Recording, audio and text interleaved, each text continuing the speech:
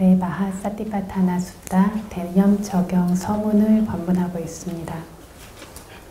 서문에서 부처님께서 선포하신, 공언하신 이 사티파타나로 인해서 반드시 얻어지는 분명한 이로움들 7가지에 대해서 설법하고 있었습니다. 그래서 이 마하사티파타나, 그 중에 사티파타나, 사념처라고도 부르는데 강력하고 견고한 어떤 사티의 완성이라고 말씀드렸습니다. 이러한 수행이 유일한 길이다 라고 이야기하셨어요. 단 하나의 유일한 길이다. 어떤 것으로 가는, 어떤 이로움을 가는 유일한 길입니까?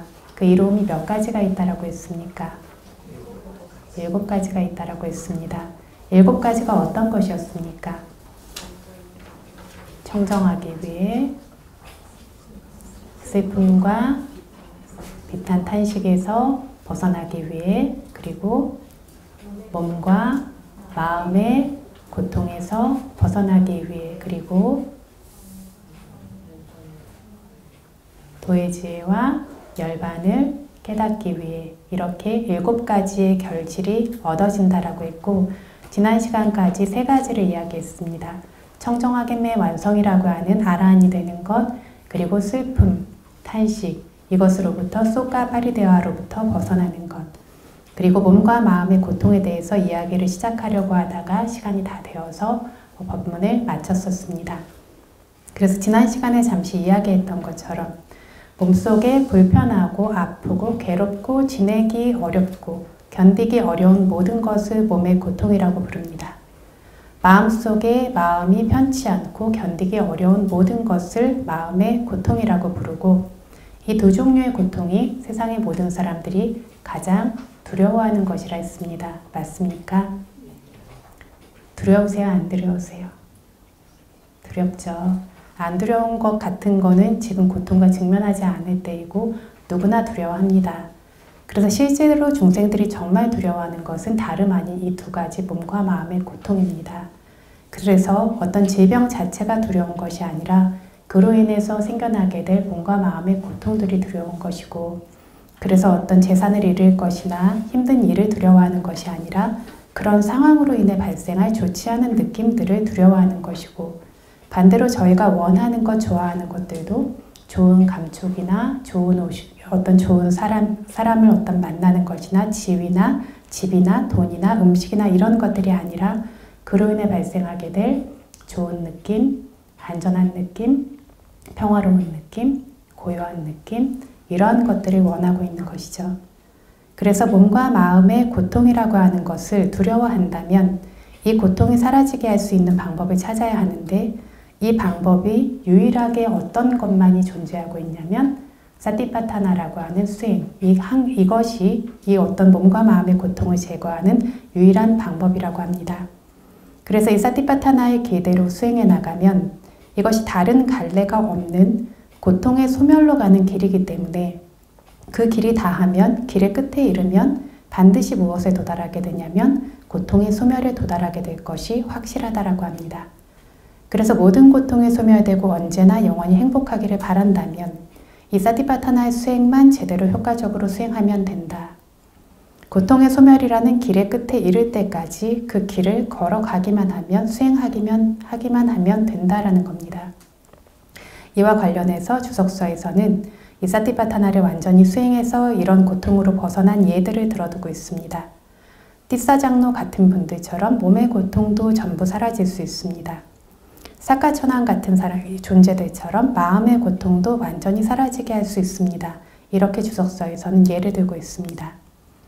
그 중에서 띠사장로의 예를 저희가 살펴보면, 이 고통이 소멸된 모습을 보면 사와티국의 띠사라고 하는 굉장히 부잣집 장자의 아들이 부모님이 돌아가시고 나서 40고띠야, 그러니까 4억 냥의 재산을 물려받았는데 동생 쫄라띠사에게 이 재산을 전부 넘겨버리고 출가를 합니다.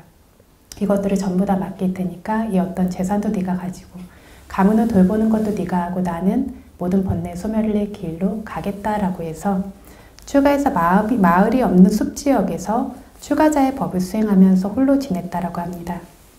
그런데 굉장히 많은 재산을 넘겨주니까 동생인 쫄라티사의 부인이 혹시 수행하다가 출가자 생활이 즐겁지 않아서 돌아와서 그 돈을 돌려달라고 하면 어떡하지 하는 걱정 때문에 강도 500명을 돈을 줘서 보내면서 이 띠사 장로를 죽이라고 시킵니다. 그래서 어느 날 수행을 하고 있는데 500명의 어떤 강도들이 와서 자기를 둘러쌌어요. 그러니까 띠사 장로가 강도들에게 거사님들 무슨 일입니까? 라고 물어보니까 장로님을 죽이러 왔습니다. 답을 들으니까 어떤 생각을 하냐면 번뇌가 제거되지 않은 채로 죽는 것이 너무나 두렵고 부끄럽다. 이 생각을 가장 먼저 불러일으킵니다. 여러분들은 어떨 것 같으세요? 어떠실 것 같으세요? 이런 방식으로 생각하실 수 있는 분들이 여기에 한두 명이나 계실까? 한두 분이나 계실까 싶어요. 그죠? 내가 전 재산을 주고 왔는데 나한테 이렇게 해? 원망하는 마음, 원한의 마음. 그죠? 아니면 내가 죽게 될 것이라고 하는 두려움에 사로잡히는 마음. 이런 마음이 대부분 들겠죠. 번뇌가 있는 채로 죽는 것이 너무 두렵다라는 생각이 잘 안 들어요. 그런데 수행하실 때 공손하게 수행하시는 분들은 위험한 상황이 되면 이게 내가 살아야 되고 무섭고 두렵고 피하고 싶고가 아니라 이 생각이 먼저 듭니다. 마음이 법으로 기울어져 있기 때문에요. 아직 제거되지 못한 번뇌로 기울어져 있기 때문에요. 그러다 보니까 진짜 존중심이 있는 수행자는 번뇌를 두렵게 여기면서 작은 것도 놓치지 않으려고 알아차림해 왔던 수행자는 반드시 이런 식의 생각이 듭니다. 위험한 상황이 됐을 때. 그래서 아직 번뇌를 제거하지 못했다라는 것에 마음이 가게 됩니다. 이 두려움과 부끄러움이 있어야 그 얘기는 경각심 있게 수행을 할 수 있다라는 얘기고, 이 경각심 있는 수행 때문에 진짜 번뇌에서 벗어날 수 있게 된다는 뜻입니다. 그런데 이 띠사 장로는 정말 진지한 수행자였어요. 그러니까 굉장한 두려움을 느끼고 절대 도망가지 않겠다는 나의 보장을 받고 오늘 하룻밤만 내가 수행할 수 있도록 내게 목숨을 주십시오라고 얘기를 합니다. 그러니까 강도들이 스님 여기 누가 스님을 보증하겠습니까? 라고 물으니까 존자님이 커다란 돌을 가지고 와서 양쪽 허벅지를 때려서 부러뜨린 다음에 이제 보증이 되었습니까? 라고 물으세요. 그리고 강도들이 그걸 보니까 옛날엔 강도들도 훌륭해요. 그죠? 지금과는 또 다릅니다. 이러니까 그걸 보고 하룻밤을 기다려드리는 거죠. 존자님이 경행하시는 그 장소에 불을 피우고 강도들은 잠을 잤습니다. 그리고 이 존자님은 이것을 열렬히 정진을 하는데 다리 양쪽을 부러뜨려 놨으니 얼마나 아팠겠어요. 그러니까 극심한 고통을 관찰하다가 이걸 알아차리는 것들이 너무 힘들어지니까 느낌을 분리해서 자신의 청정한 계행을 숙고하게 되고 자신의 이 청정한 계행을 의지해서 강력한 만족감과 기쁨이 발생했습니다. 그래서 이게 뭐냐면 느낌을 관찰하는데 이게 느낌을 분리한다라고 하는데요. 느낌을 저희들이 면밀하게 밀착해서 관찰하다 보면 통증이 엄청나게 더 강해지는 것처럼 됩니다. 마음이 밀착해서 보고 있고 가까이 보고 있고 집중이 생겨났기 때문에 통증이 훨씬 더 강하게 된 것 같고 이러다 보면 마음도 더 사로잡힌 것처럼 굉장히 괴로워지기도 합니다. 그런데 이게 없으라고 요즘에는 떨어져서 봐라, 멀리서 봐라 이런 얘기들을 많이 하시는데 이게 바르지가 않아요. 집중 때문에 대상이 강하고 반응도 강한 것이지 밀착이 안 돼서 대상이 약해서 반응이 약한 것이 사띠의 힘으로 대상에서 벗어난 건 아니라는 겁니다. 멀리 봐서 힘들지 않은 거예요. 멀리 봐서 대상이 분명하지 않으니까 괴롭지 않은 건데 괴롭지 않기 위해서 멀리서만 봐라 하는 거는 근본적인 목적에 이르지 못합니다. 그러니까 가까이서 보는데 밀착해서 보는데 아직 힘이 없다 보니까 마음이 굉장히 괴로워져요. 왜 괴로워지냐면 가까이서 보니까 분명하게 보이기 때문에 생겨나는 괴로움입니다. 그러니까 이 괴로움을 또 주시하고 감각을 주시하고 이걸 왔다 갔다 하면서 점차 알아차림의 힘이 점점 강해지다 보니까 어느 순간에 그 면밀하게 보고 있는 대상이 대상 자체로 보여지면서 연결고리가 풀려져 나가는 거죠. 있는 그대로를 알게 되면서 대상에 들러붙어 있는 집착이 떨어져 나가니까 강하고 약하고를 떠나서 그 자체로 볼 수 있으면서 마음이 정말 수행의 힘을 통해서 거기에서 자유로워지게 되는 거죠. 그런데 어찌되었건 간에 저희가 아직 힘이 없을 때 대상을 면밀하게 관찰을 하려다 보면 막 더 아파요. 굉장히 괴롭고 고통스럽게 느껴질 수 있어요. 이런데 이분은 심지어 수행을 통해서 작은 느낌이 크게 보이는 게 아니라 양쪽 다리가 부러진 상태니 통증이 얼마나 강하셨겠어요. 관찰하다가 이게 어려우니까 마음을 다른 쪽으로 돌리시는 거죠. 이거를 느낌을 분리한다라고 이렇게 표현을 합니다. 주석서에서도 느낌을 분리하여라는 어떤 용어를 쓰는데요. 이 느낌 분리가 그래서 두 가지 방식이 있어요. 그래서 여러분들이 인지를 하시던 못하시던 실제로 윗바사나 수행하시는 분들은 다 하고 계세요. 계속 떨어져서 보시는 분들은 느낌을 분리할 필요도 없는데요. 밀착해서 보시다가 굉장히 힘들어지면 살짝 떨어져 나와요. 지켜보고 있거든요. 그 괴로운 마음도 보고 뭔가 이렇게 마음이 과열되어 있거나 지치거나 피하고 싶은 마음도 보고 그렇게 사로잡혀 있는 마음도 보고 나서 약간 떨어져서 그 대상을 관찰하니까 마음이 다시 안정돼요. 이러면 다시 밀착해서 관찰하고 붙었다가 이게 도저히 못 견디겠다라고 하면 살짝 이것들을 못 견디하는 마음도 보고 전부 다 보는데요. 그래도 너무 어렵다라고 하면 살짝 떨어져 나와서 지켜보듯이 바라보는 거죠. 이런 식으로 말하자면 쉬었다 가는 거죠. 이런 식의 것들을 합니다. 근데 많이 쉬면 안 되겠죠. 이렇게 해서 도저히 이게 안 된다라고 하는 그 마음도 계속 관찰해도 안 될 때 살짝 떨어져 나와서 지켜보는데 삿띠는 놓치지 않죠. 이렇게 했다가 다시 밀착하고 다른 방법도 있어요. 이게 너무 아픈데 도저히 이게 관찰해도 내가 이게 힘이 딸린다라고 할 때 대상을 바꾸는 방법이 있어요. 부품과 꺼짐에 내가 익숙한 대상, 알아차리기 쉬운 대상에 부품과 꺼짐에 딱 붙여버리니까 마음이 통증을 대상으로 더 이상 하지 않아요. 마나시카라가 없어진다라고 하죠. 통증을 마음에 넣지 않고 부품과 꺼짐에 딱 밀착이 되어서 거기에 집중이 생기니까 이 통증이 분리가 되는 거죠. 괴로운 느낌이 분리가 됩니다. 이게 윗바사나 안에서 분리하는 방식입니다. 사마타로 분리하는 방식이 있어요. 그러니까 사마타 수행을 같이 병행한다라는 거는 사마타의 선정이 고요한 느낌으로 윗바사나를 보고 있다 이런 게 아니라요.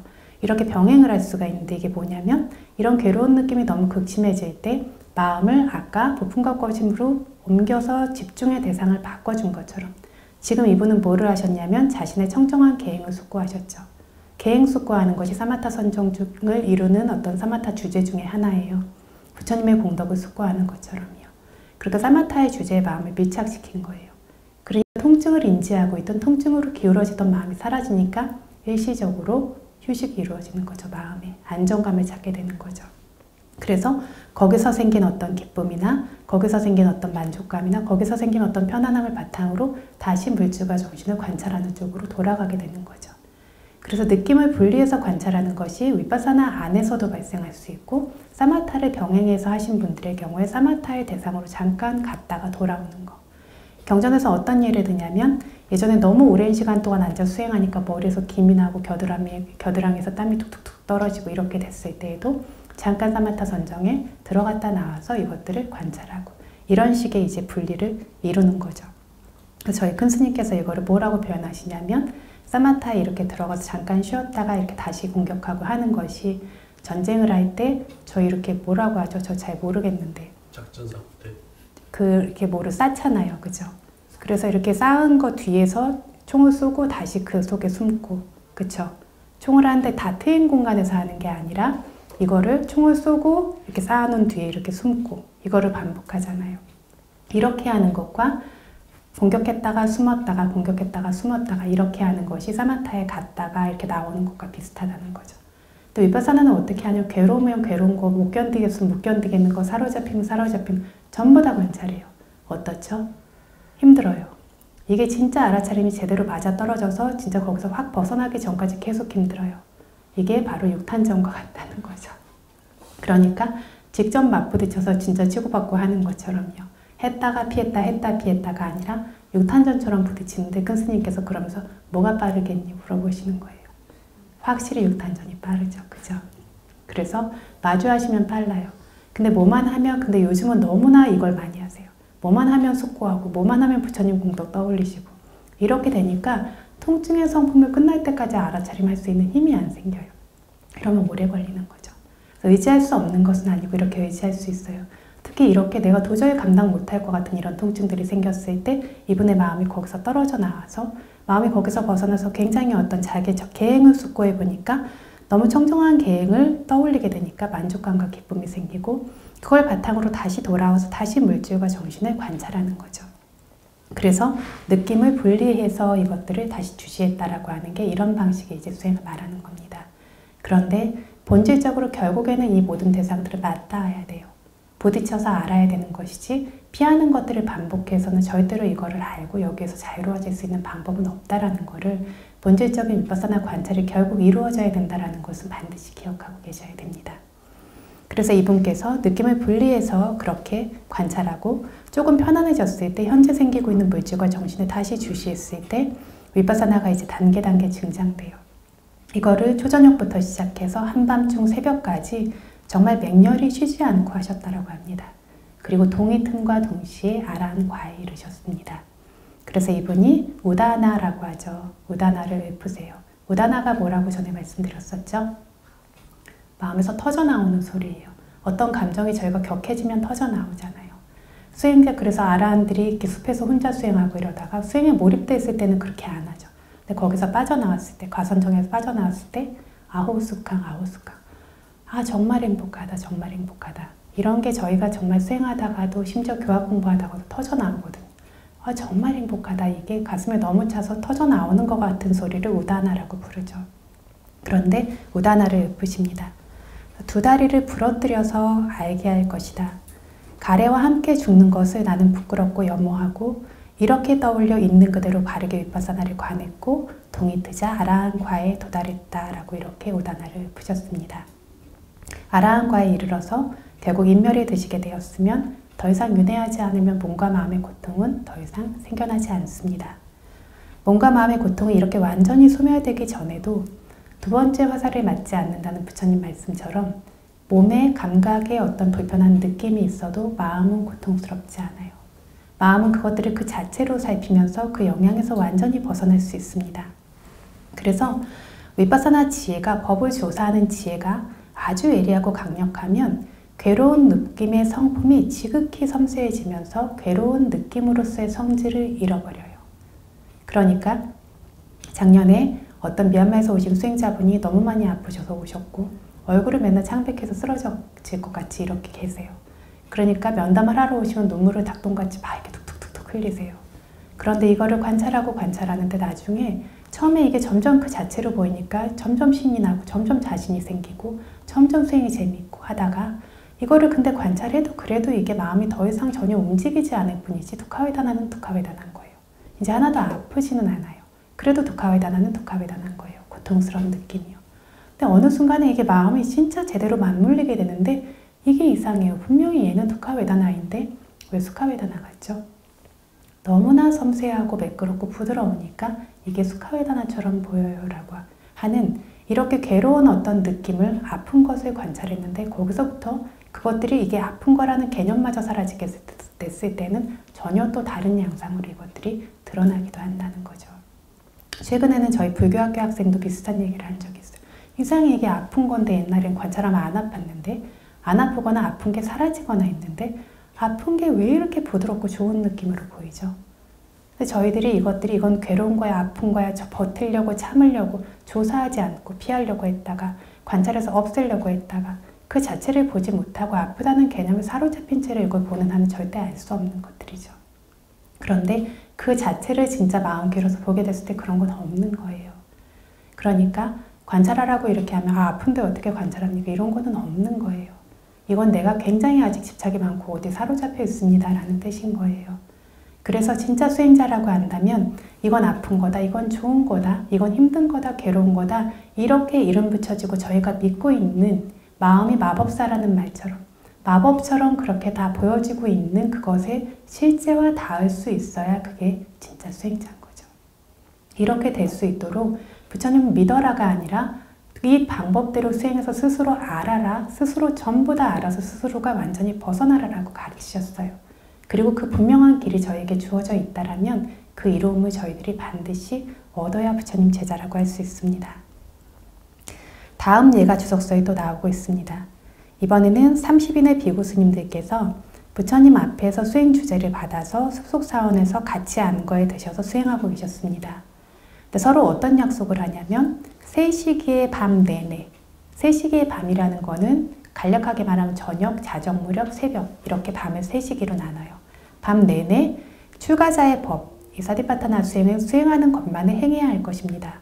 누가 누구를 찾아가거나 말하거나 이런 일이 절대 없어야 되겠습니다 라고 말하면서 이를 지켜서 수행하고 있었습니다. 제가 미얀마에 그때 예전에 수행할 때도 이런 절들이 그때도 있었어요. 요즘은 얼마나 남아있을지 모르겠는데 수속 사원에 어디를 수행을 하러 갔는데 사원이 있지만 같이 공양하는 것도 없고 다 없어요. 각자 탁발을 해요.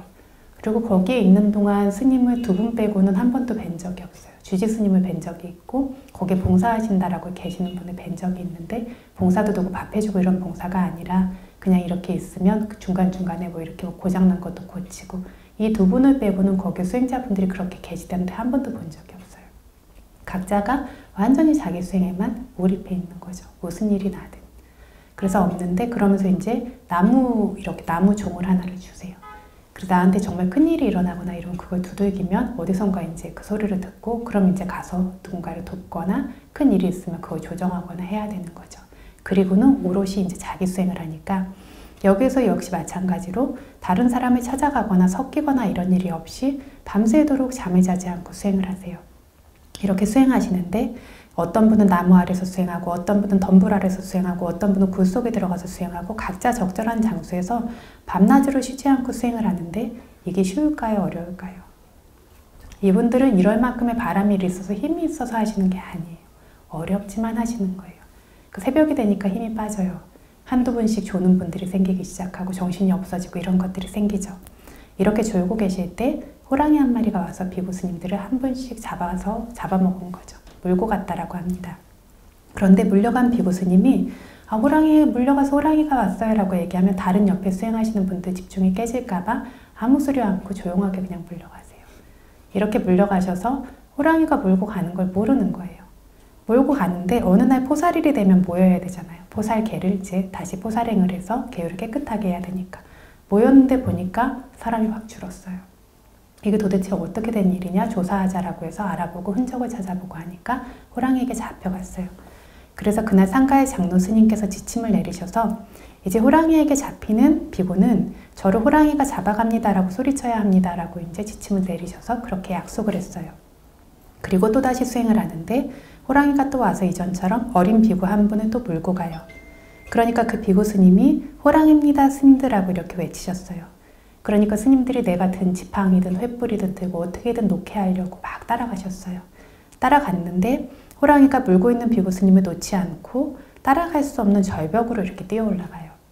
그리고 발부터 먹으려고 시도를 하는 거죠. 그러니까 비구 스님들께서 주의를 주세요. 선안이여, 이제 그대가 벗어나도록 우리가 할 수 있는 일은 더 이상 없습니다. 이러한 종류의 때가 바로 비구의 특별한 힘을 드러내 보여야 하는 때입니다. 그리고 비구들에게 특별한 법이라는 것은 이런 곳에서, 이런 종류의 곳에서 분명해지는 경향이 있습니다. 그러니까 법만을 마음에 두십시오라고 주의 주는 말을 말씀하십니다. 더 이상 해줄 것이 없는데 수행자의 특별한 법은 이럴 때 더더욱이 발휘되어야 하는 거죠. 힘든 일이 생기면 법을 팽개치는 것이 아니라요. 어렵고 힘든 일이 있을 때, 고통이 있을 때, 어떤 굉장히 어려운 상황들을 만날 때 이때 그 법이 더 발휘되어야 하는 때라는 거죠. 그리고 그랬을 때 이 특별한 법이라는 것도 분명해지는 경향이 있다. 죽음에 인접해서 결반을 깨닫게 되는 분들이 굉장히 많잖아요. 지지부진해서 되지 않고 되지 않는데 그래도 애쓰고 그래도 애쓰다가 죽음에 다가오게 됐을 때 거기에 들러붙어 있는 마음들을 확 떨어뜨리면서 관찰하면서 죽음이 일어나기 직전에 열반을 깨닫는 경우들이 굉장히 많이 나오거든요. 떨어지지 않던 것들이 어떤 상황들이 끝에까지 가니까 그걸 움켜쥐고 죽는 사람도 있지만 그 순간에 그걸 놓으면서 법을 깨닫는 사람도 있다는 거죠. 이렇게 주의 주는 말씀을 하십니다. 요즘에 이렇게 얘기하시면 다 화내세요. 그죠? 수행자분들이 이렇게 아픈데 관찰해야 돼 이러면 저도 이제 아픈데 어떻게 관찰하냐고 막 화내시더라고요. 그런데 이럴 때 하라고 저희가 수행을 하는 거죠. 일신의 행복과 그냥 평소에 어떤 기분 좋은 느낌과 안정되고 고요하고 맑은 느낌에 도취되기 위해서가 아니라 내가 수행을 하고 있다는 것에 도취되기 위해서가 아니라 몸과 마음에 괴로운 느낌, 불쾌한 느낌들이 생겼을 때 어려움을 만났을 때 그것들이 작용하기 위해서 저희가 수행을 합니다. 그래서 이렇게 말씀을 드렸고 수행자들도 그래서 마찬가지로 아프고 괴롭거나 큰일이 있을 때가 수행자의 힘을, 능력을 발휘할 때예요. 이 위대한 무기를 저희가 갖고 있고 알고 있음에도 불구하고 정신을 놓으시면 안 되고요. 정신을 바짝 차려서 이 사티파타나라고 하는 강력한 힘을 발휘해서 고통에서 벗어나고 특별한 법을 얻어야 하는 겁니다. 그래서 아픈데 여전히 내가 끙끙거리고 힘들어하고 이렇게 있다면 아픈데 당연하지가 아니라 여전히 이렇게 집착이 많구나, 부끄럽고 두려우셔야 돼요. 그래서 아프니까 이렇지가 아니라 아직 이렇게 법이 약하구나 하면서 고통을 마주할 힘이 없다라는 걸 아셔야 되는데요. 아직 남이 그냥 힘이 없나 보다, 나는 이런가 보다가 아니라 고통을 마주하는 힘은 아까 통증에서 말씀드렸던 것처럼 힘이 있어서 마주하는 게 아니라 마주해서 힘이 생기는 겁니다. 통증을 관찰하는데 안 아프고 쉬워서 관찰하는 사람은 하나도 없어요. 수행하는 게 너무 편하고 쉬워서 수행하는 사람도 하나도 없어요. 괴로운 느낌들을 마주하기 때문에 그걸 마주할 수 있을 힘이 생기고 단계 그 힘들이 증장되어서 점점 두려운 게 없어지는 거예요. 두려운 게 없어서 하는 게 아니라는 거죠. 그래서 이러한 고통에서 벗어나서 정말 느낌으로부터 자유롭기 위해서 끊임없이 주시해야 되고 이렇게 해야 되는데 저희들이 뭐를 했다고 벌써 안주를 하겠습니까? 안주하고 그냥 이것들이 오면 좀 피하고 하고 있는 수행에 그냥 들러붙어 있고 이거는 진짜 수행은 아니에요. 앞으로 나아가는 수행은 아니고 번뇌를 제거하는 수행도 아니고 삼파전야라고 하는 분명한 지혜를 발생시키는 수행도 아닙니다. 내가 수행에서 평온함과 고요함과 깨끗함을 느낀다라고 해서 이게 나를 모든 고통에서 해방합니까? 아닙니다. 그런데 보통은 이런 느낌들에 도취되어져 있어서 있고 있지만 어떤 번뇌의 제거도 끝나지 않았어요. 그러면 계속 정진해야 됩니다. 그래서 이 비고도 호랑이가 잔인하게 뜯어먹어서 생기는 극심한 통증을 주시하고 그러면서 그 중간에 기쁨과 만족과 같은 것들로 그 느낌을 또 분리했어요. 아까 말씀드린 것처럼 정말 견디기 어렵고 이게 더 이상 관찰이 안 되고 마음이 묶인 것들도 아무리 봐도 그것들이 묶인 상태에서 떨어져 나오지 않으니까 그렇게 어떤 자기의 계행을 숙고하든 아니면 자기의 어떤 부처님의 공덕을 숙고하든 이런 식으로 어떤 기쁨으로 만족으로 그 느낌을 분리했어요. 그래서 느낌을 저희가 의지한다라는 표현을 하는데 의지해도 되는 느낌과 의지하면 안 되는 느낌이 있다라고 지난 시간에 짧게 말씀드렸었는데요. 이런 식이 바르게 느낌을 의지하는 경우인데 그렇다고 해서 그 느낌에 머무르는 것이 아니에요. 그걸 바탕으로 그 느낌부터 다시 꼼꼼히 주시하면서 다시 힘을 얻어서 또 앞으로 나가고 또 부딪히고 이것들을 하신다라는 얘기죠. 그래서 이렇게 다시 느낌을 분리한 뒤에 나타나는 물질과 정신을 주시해서 위파사나를 증장시켰습니다. 그래서 발목까지 먹혔을 때 수다원이 되고 무릎이 먹혔을 때는 사다함이 되었고 배꼽까지 먹혔을 때는 아나함이 돼요. 그리고 심장이 먹히기 직전에 아라한이 됩니다. 그러면서 모든 고통이 완전히 소멸됩니다. 그래서 역시나 우다나를 읊으셨는데요. 4가지 청정한 계행이 있는 두타행으로 구족된 숲에서 머무시고 높지 않으세요. 그죠? 두타행으로 구족된 훌륭히 대상에 둔 마음이 있는 그러나 한 찰나의 방일함을 의지해 호랑이에게 제압되고 괴롭힘 당하는 마음이 있는 나를 호랑이가 몸을 물어 바위 위에 두었다. 호랑이가 나를 뼈와 힘줄까지 남김없이 먹더라도 나는 번뇌를 사라뜨려서 번뇌에서 벗어난 아라한 과에 이르도록 정진한다 라고 하는 이 우다나를 읊으셨습니다. 그래서 찰나의 방일함으로 위험에 빠졌지만 그것의 조건으로 거기서부터 시작되는 모든 법을 방일함 없이 남김없이 주시하셔서 아라한 과에 이르셨어요. 그래서 그게 위험이든 싸움이든 적이든 어떤 상황이 발생하든 방일함을 반성하고 알아차림을 강력하게 의지해서 이로부터 벗어나야 이게 수행자라는 이야기인데 이게 책 속의 이야기가 아닙니다. 무슨 말씀하시면 저건 아라한이 됐어요. 바람일이 특별하니까 그렇지. 이렇게 생각하시는 분은 영영 수다원도 못 되고 아무것도 못 되세요. 이것들을 들었을 때는 그 마음이 아직은 그만큼의 힘이 없어도 한 번이라도 더 생겨서 그게 개발될 수 있게 저희 마음에 옮겨 심으셔야 그게 발생되고 개발되는 바와나 수행, 정진, 개발이 이루어지는 겁니다. 도가 열반이라고 하는 것이 책 속의 먼 법이 아닌 것처럼 실제 이러한 가르침, 이것을 우리 마음에 적용하고 완성해서 실제 열반에 이르는 것이고 고통을 종식하는 겁니다. 이게 나와 별개의 이야기가 아니에요. 근데 이런 예를 들으시면 대부분은 자만으로 나도 그래 그런 적 있어. 누군가가 열심히 수행하는 마음이나 이런 거 들으시면 대부분 이렇게 작용하거나 아니면 정진이 떨어진 마음이니까 어떻게 저래? 어떻게 저럴 수가 있어? 나는 못할 것 같아. 말씀드린 것처럼요. 이게 정진이 없는 마음인데 마음을 떠받치고 앞으로 나가다 보니까 그런 놀라운 정진력이 생기는 것이지 이런 정진력을 가지고 수행한 사람은 아무도 없어요. 붓다도 마찬가지로 아무도 없어요. 그래서 붓다는 심지어 4아승직업과 10만컵의 바라미를 쌓으세요. 근데 이거는 붓다의 알물 깨닫기 위한 시기가 필요하기 때문에 이렇게 길게 쌓으시지만 저희 같은 일반적으로 깨달음을 얻을 수 있는 제자들은 그 바라미를 쌓는 시간이 정해져 있지 않아요. 하루가 될 수도 있고 한 생이 될 수도 없고 뭐 아승직업이 될 수도 있고 정말 헤아릴 수 없는 겁이 될 수도 있는 거예요. 이게 뭐죠? 그 마음을 실제로 얼마만큼 내고 얼마나 떠받치느냐에 따라서 이게 부처님 말씀하신 거 7일 안에도 아라한이 될 수 있기도 한 거예요. 그러나 7년 아니라 7생 아니라 7아승직업이 지나도 아무것도 이루어지지 않을 수도 있는 거죠. 그래서 이번 생에선 여기인 것까지인 것 같고 다음 생에 이런 일은 없어요. 지금 못하는 건 앞으로도 못하세요. 미래라는 건 존재하지 않아요. 미래라는 것은 현재의 연결이에요. 지금 하고 있는 사띠가 열심히 하겠습니다. 근데 거기에 사띠가 없으세요. 그럼 그 다음 마음에도 사띠는 없어요. 근데 지금 벌써 어떤 말을 들음과 동시에 사띠가 밀착됐어요. 그 다음 마음에도 사띠가 발생되는 조건이 생겨나요. 노력도 마찬가지예요. 듣는 순간에 한번 불러일으키고 기울이고 흐지부지 되는 걸 또 잡아다가 떠받쳐서 기울이고 이렇게 하다 보니까 놀라운 정진력의 힘이 생겨나는 겁니다.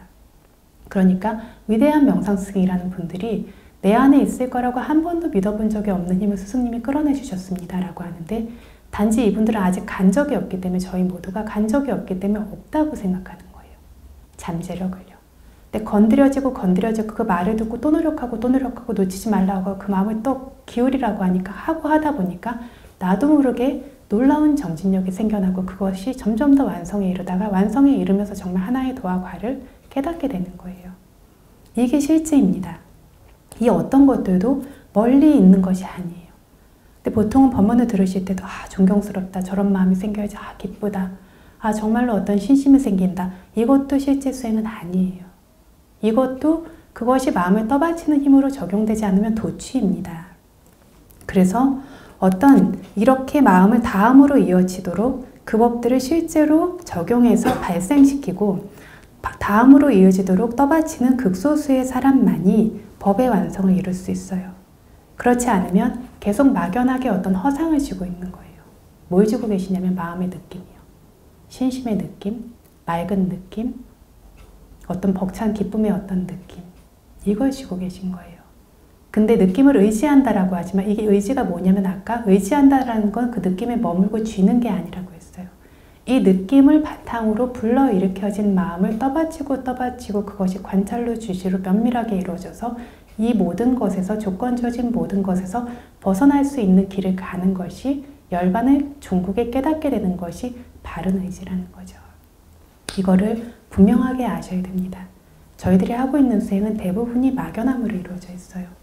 그래서 작은 알아차림들이 놓쳐지고 면밀한 관찰이 생겨나지 않고 번뇌가 생겨나는 것들이 방치되고 좋은 느낌이 생겨나는 것 안에 생겨나는 번뇌들도 엄청 다 움켜쥐고 있고 부처님 말하는데 부처님 멀리 계세요.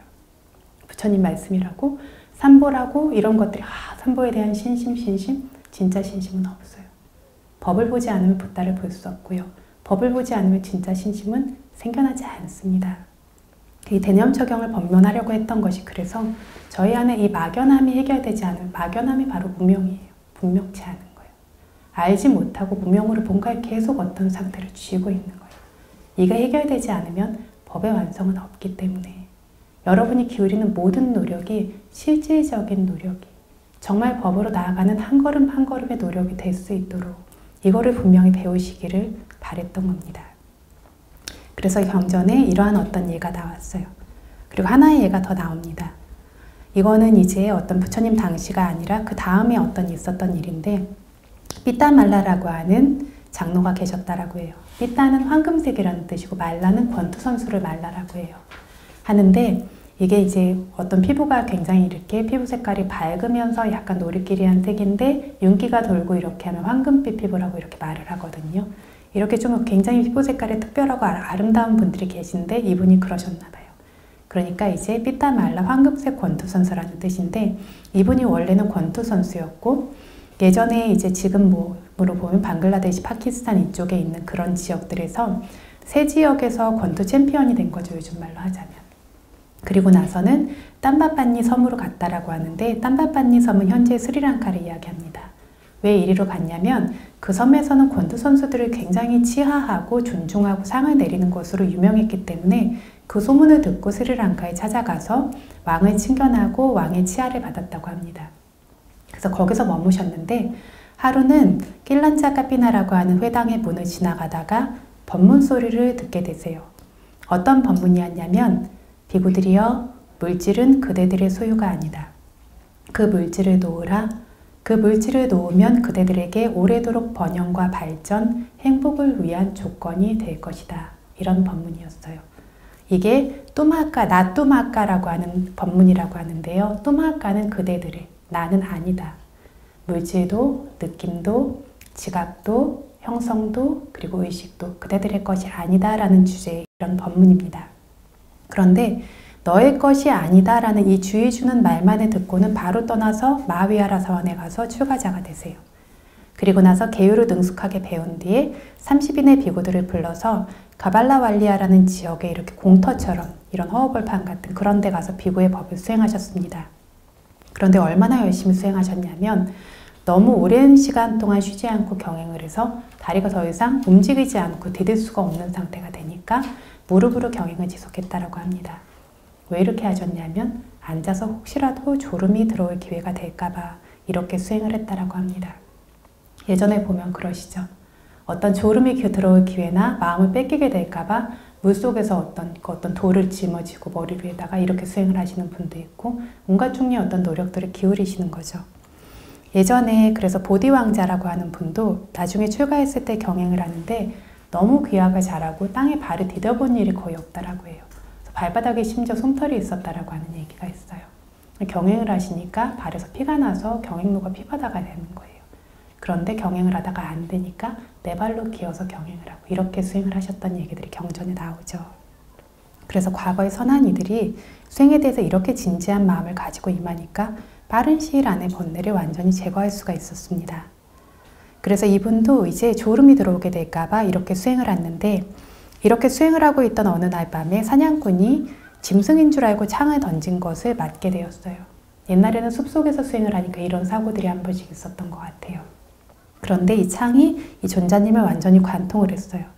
그러니까 누구에게 도움을 청해서 창을 뽑게 하고 풀을 뭉쳐둔 걸로 그 구멍을 막은 다음에 자기를 넓은 돌 위에 좀 앉혀달라고 한 다음에 자기에게 시간을 달라고 옆에 사람들을 좀 물리신 거죠. 그리고 위파사나를 수행해서 순식간에 4가지 파티삼바다와 함께 아라한과에 이르셨습니다. 진짜로 그렇게 맹렬한 노력을 하셨는데 그때까지 못 깨닫다가 이때 깨달으세요. 그죠? 이래서 정말 어떤 어려운 일이 있을 2가지 행동 패턴을 보이는데요. 여기에 마음이 그때 내가 걸려있는 마음들을 전부 다 면밀하게 그것들을 보고 마음을 기울여서 대상을 삿대하는 분들은 그 마지막 순간이나 이 어려움이 있을 때 아까 말씀드린 것처럼 특별한 법을 보게 되는 경우가 있습니다. 수행자분들은 아파서 수행을 못한다라고 하시는데 크게 아픈 분들이 수행하기가 훨씬 어려운 건 사실이에요. 그런데 그걸 거기에서 벗어날 수 있을 만큼의 수행을 하게 되면 일반적으로는 이르지 못하는 곳에 가게 됩니다. 어려운 대상을 관찰하기 때문에만 생겨나는 특별한 법이요. 어려운 대상이 있기 때문에만 보이는 숨겨있던 번뇌들이 또 보이게 되는 거죠. 이러다 보니까 이분도 순식간에 아라한과를 성취하셨고 그 다음에 기침소리를 내니까 비구들이 다시 돌아와요. 아라한과를 성취했다라는 것을 말씀하셨습니다. 그래서 신도들에게는 비구들이 자기의 법을 드러내면 안 돼요. 내가 모인 것처럼 암시 주고 이야기하면 안 되지만 함께 수행하는 출가자끼리는 드러낼 수 있는데 이 존자님께서도 자신 노력한 것이 헛된 것이 아니라 결실이 있었다라는 것을 보여서 함께 수행하시는 분들이 더 정진하실 수 있도록 수행의 성취를 그렇게 드러내신 겁니다. 그러면서 역시 우다나를 읊으십니다. 비구들이여, 이 물질은 그대들의 것이 아닙니다. 이 물질을 놓으십시오라고 온 세상에서 가장 귀한 말씀을 설하시는 부처님께서 설하셨습니다. 조건 지어진 형성의 법들은 참으로 무상하며 나타나서는 파괴되고 소멸되는 성품이 있습니다. 이렇게 찰나마다 파괴되며 괴롭히기에 아픔과 고통의 성품이 있는 이 조건 지어진 형성법들의 소멸인 파괴 없는 열반만이 진정한 행복입니다. 라고 이렇게 보셨습니다. 그래서 몸의 고통에서 완전히 벗어나셨어요. 띠싸 존자와 같은 분들이, 그리고 이런 어떤 삐따말라 존자와 같은 분들이 몸의 고통이 완전히 사라지도록 한 것처럼 이렇게 수행자들도 이 사티파타나를 제대로 수행하기만 한다면 모든 몸의 고통으로부터 벗어날 수 있다는 겁니다. 다음은 마음의 괴로운 느낌의 소멸의 예를 들어보겠습니다. 이것도 역시 주석서에서 들고 있는 예인데 자세하지 않은 부분들은 제가 조금 더 채워서 이야기를 드리고 있습니다. 그래서 천인들의 주인인 사카천왕, 도리천의 가장 높은 사람이죠. 사카천왕이 괴로운 느낌이 소멸된 모습을 예로 들고 있는데 이 사카천왕이 이제 정말 기쁘고 즐겁게 행복하게 이제 잘 살았죠. 천상계에 가면 완전히 환락의 세계예요. 사띠를 불러일으키기가 굉장히 힘든 세계죠. 굉장히 행복하게 잘 살았는데 수명이 다 되니까 5가지 표상이 나타나요. 뿌빠 니미따라고 하는데요. 천인들의 죽음 이전에 선행하는 표상이 5가지가 있습니다. 첫 번째는 천인들의 몸을 이렇게 꾸미고 있는 혹은 주변에 있는 꽃들이 시들어요. 두 번째는 천인들의 옷과 장신구는 스스로 빛나는 것처럼 빛을 내고 있는데 그 빛이 시들고 용모의 어떤 빛나는 아름다움도 시들어집니다. 그리고 겨드랑이 사이에서 땀이 나요. 그리고 자기가 지내는 궁궐에서 그냥 굉장히 만족스럽고 행복하게 지내던 마음이 더 이상 행복하지 않아요. 즐겁지 않아요. 그리고 눈을 깜빡이게 됩니다. 이러니까 이게 천인들의 죽음의 징표예요. 그러다 보니까 죽음의 공포에 사로잡혀서 마음이 굉장히 괴로웠습니다. 뿐만 아니라 죽음의 공포뿐만이 아니라 자기가 죽으면 자기보다 월등한 사카천왕이 나타날 것에 대한 어떤 질투, 그리고 자기가 지금까지 누리고 있던 부귀영화를 누군가 다른 사람이 누리게 될 것이라고 하는 그 인색함, 이것 때문에 마음이 더 괴롭습니다. 그래서 부처님을 찾아갑니다. 좋은 일이 있을 땐 절대 안 찾아가요. 그죠? 방일하게 이렇게 보내다가 진짜 어떤 정말 고통과 절망도 끝에 끝까지 갔을 때, 진짜 위험해졌을 때야 부처님을 찾아가죠.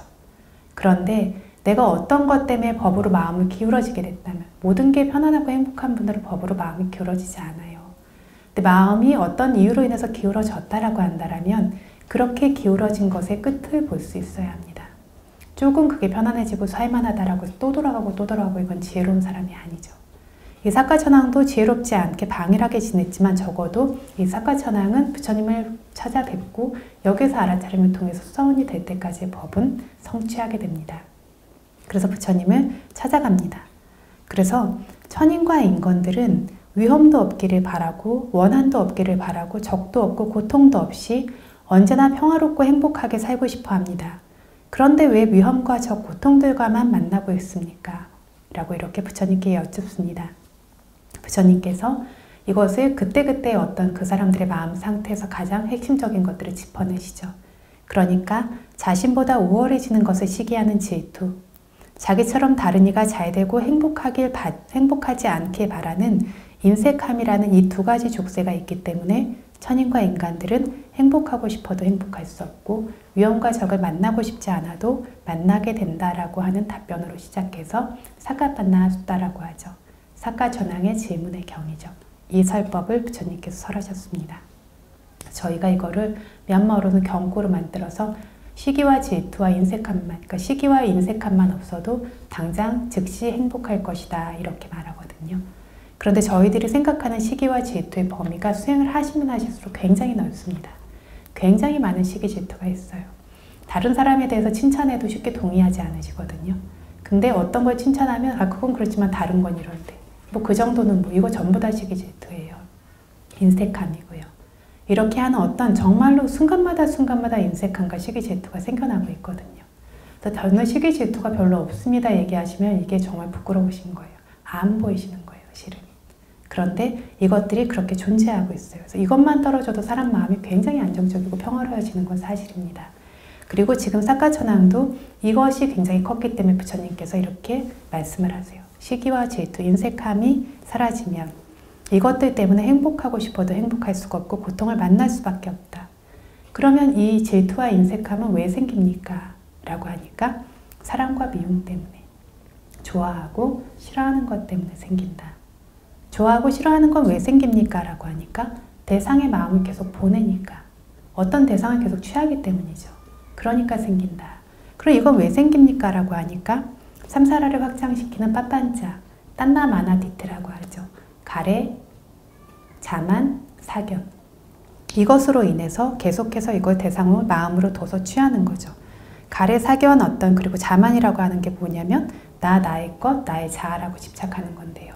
그러니까 계속 취하려는 방식으로 대상의 마음을 두고 그렇게 하니까 좋고 싫고가 반복되고 이렇게 되면서 모든 번뇌들이 시작된다라는 겁니다.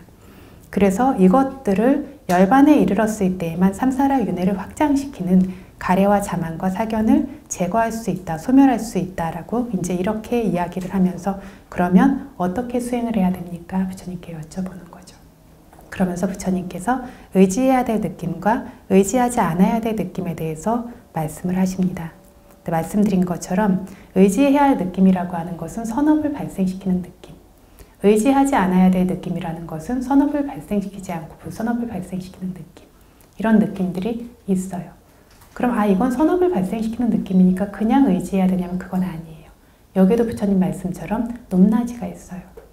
일선적인 느낌보다 이선적인 느낌이 귀하고, 이선적인 느낌보다 삼선적인 느낌이 귀하고, 삼선적인 느낌보다 사선적인 느낌이 귀하고, 위파사나도 선정이 있죠.